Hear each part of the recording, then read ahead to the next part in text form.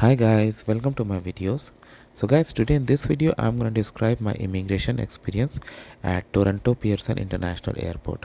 I recently arrived in November 2022 and I'm going to share the details with you. Before I proceed further, if you have not already subscribed to my channel, please go and subscribe right now.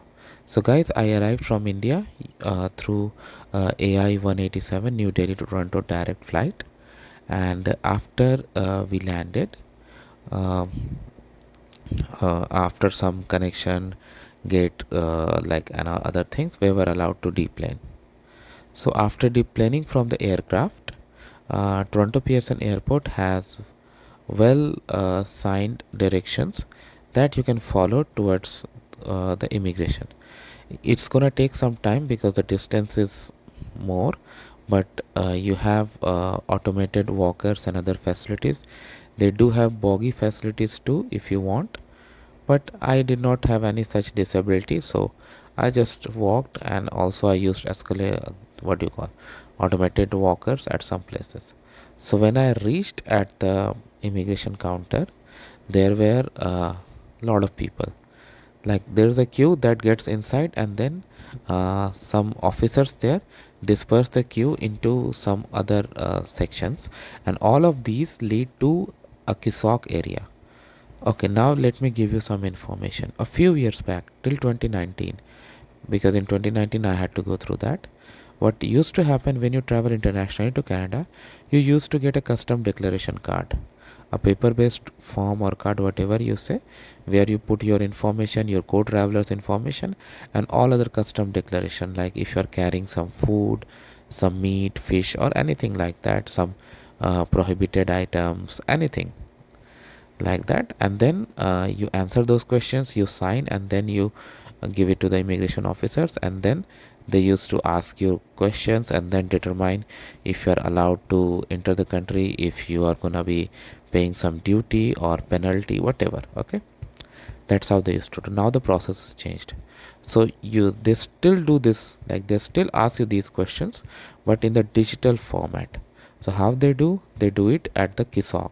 In Kisok, first you scan your travel documents, your passport, permanent resident card, whatever, and then you answer your questions.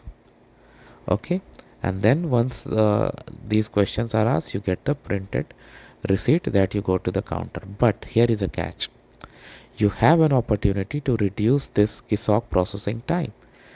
You can answer this question beforehand, and you can do this through ARRIVECAN app. Like ARRIVECAN app is no longer mandatory because COVID restrictions have been lifted, but still the app is highly useful when you travel to Canada because it does give you an opportunity to reduce your Kisok waiting time.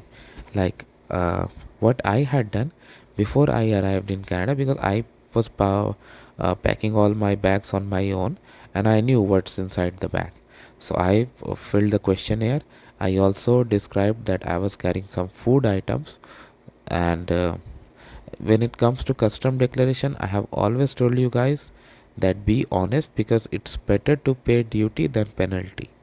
You don't want any action against you, right? You don't want uh, something entered in their system that you have tried to evade the duty system, right? So I honestly declared that I was carrying food. So what happened, like I put my passport, okay, the passport scanned, and then it took my picture, and because I had already entered my custom questions beforehand, it gave me the option to either go to next section by confirming it, or if you want to make any changes, you have. So even after you make any changes on even after you submit custom declaration on your ARRIVECAN app, you still had the opportunity to review and change your answers if you want. But I was sure of my answers, so I just clicked on confirm. It printed a receipt, and I went to the counter. And then at the counter, the custom official asked that what food I had to declare, because I have selected yes for food. So I told that I was carrying these items, homemade and all. So when I said homemade in India, she asked, okay, tell me the ingredients. So I was sure about some ingredient, I said, but and she was okay. She wrote something on that receipt: do not throw your receipt. Okay, This receipt you get at the KISOC, it's really important, and without this you may have a lot of difficulty going out of the customs, because at the end, after you collect your baggage, you are going to give that receipt to the custom. So this receipt was given to me. I gave to the immigration officer. She wrote something, and then I was allowed to exit. Near the exit area, you find another officer. The job of that officer is to check that receipt, and then they can direct you to collect your baggage or to the secondary immigration officer section. The secondary immigration officer section, they basically direct people, those who come to collect something, like students, those who have to collect their study permits, work permit holders for work permits, and for any other, even cities, some citizens and permanent residents are also directed towards them for some secondary questions. But I had not to go through these things, so I was just allowed. I went down. Now once I went down, that was like a war room. Why collecting baggage was like a war kind of situation? This was because we got an announcement that luggage is coming on belt 11 and 12. I said, wow, how could a single person keep an eye on both the belts when both of them are surrounded by people? And worse of that, when I reached there, what I found, that a pile of luggage was already brought down by the employees, and it was on floor from belt 11. So I scrambled to find if my bag was among them. I did not, and other people were also trying to do the same. Then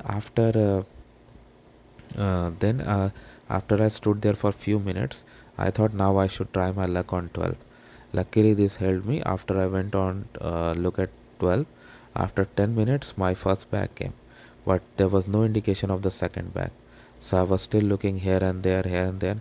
Luckily from a distance I saw, oh, it's rotating on that belt 11. I ran as fast as I could. I collected that bag. Oh my god, the war was over. I collected a trolley, put the bags. While exiting, I handed over the sheet, that receipt, to the immigration or to the custom officer, and I was done. And at the then I went to get a taxi. That's it. So the process was done. So as I said, guys, like, in order to summarize, you may have a difficulty in finding your baggage if it comes on two different fields. And my personal suggestion, because it really helped me, is to fill the questionnaires beforehand if you want to save your time at those automated kiosks. It really helps. Went there and I was through. So now, so we'll meet. So I'll provide you more details as they appear, and I hope you're gonna like this video. So thanks for watching this, guys. Please subscribe to the channel. Thank you.